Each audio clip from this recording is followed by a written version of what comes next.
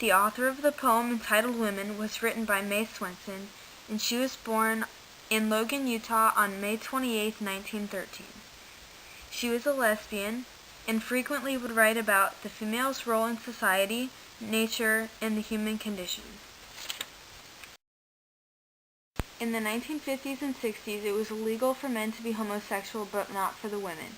One could even be imprisoned for the affiliation with the sexual orientation, until the Sexual Offenses Bill was passed in 1967. Although it was not illegal for women, it was publicly disapproved or ignored. Swenson was a lesbian, and she did not cover up this aspect of her sexuality in her writing. Some readers say that she integrated this factor throughout most of her work, while others say that she did not write gender specifically, and by doing so, she broadened her potential readership. Despite the fact that Swenson was a lesbian, she did have a boyfriend called Platt. She once wrote in her diary, "I think I should like to have a son by Platt, but I would not like to be married to any man, but only be by myself." She was most likely dating him because she did not want to be publicly discriminated. In the midst of the Vietnam War, the poem Women was written. During Swenson's lifetime, a drastic change in society pertaining to war and opportunities came about. In the Vietnam War, women were able to fight but were not treated equally to men. There is a deep and distinct connection between Swenson and Logan, Utah, where she was born and raised. Although Swenson spent a majority of her life away from her native state, she frequently returned to it for literary inspiration. This is where she got many of her ideas for her writing because she enjoyed the beauty and complexity. More cultural changes in the 1960s altered the role of women in American society. Some changes included huge gender disparities in pay and advancement, and there were also profound changes in the bedroom with birth control, which gave them more choices and freedom in their personal lives. May Swenson grew up in a time where culture was much different than it is today. Her purpose in writing the poem Women was to present views of womanhood that were common in that time period. Some views included things like a woman should be a stay-at-home mom to clean, cook, and take care of the kids. A few details of the poem include the thoughts that women were inferior to men of the era. This could be applied to all situations such as war and at home. Women were expected to marry and be supportive to a man, but women were tired of catering to a man's every whim.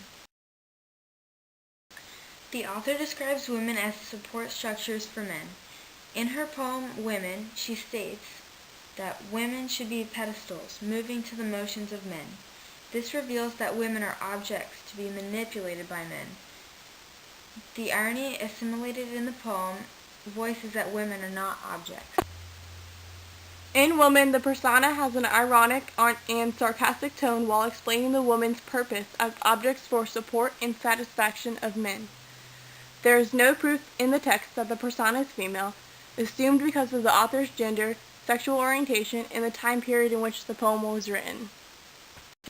The concept of woman as objects is reiterated when the persona explains what other things women should be. Or should they be little horses, the gladdest things in the toy room? On the surface, the rocking horse represents woman's status. As toys, the women in this poem are possessions of spoiled children, men, to be used and forgotten.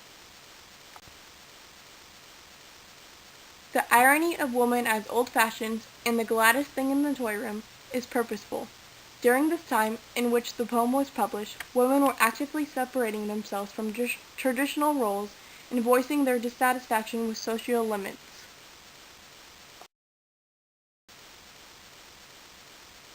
The rocking horse also symbolizes the oppression of woman. The horse is a beast of burden whose labor benefits its master. Likewise, women have been exploited in the same manner, with contributions to the family, community, government, and society going largely unnoticed. The poem's structure imitates the rocking of a rocking horse, the curves of a woman's body, and an unscalable ladder. By forming the poem in this shape, Swenson reinforces the rhythm of her words and implies that the perceived value of woman is their physical attributes. and raises questions about women's ability to overcome societal barriers to success. The pedestal mentioned earlier in the poem is invoked again during the rocking horse symbolism. The pegs of their ears so familiar and dear, to be chafed feelingly and then unfeelingly. The feelingly and unfeelingly mimic the two separate meanings of the word pedestal. A pedestal is both a position of adoration and esteem and its various for supporting structure.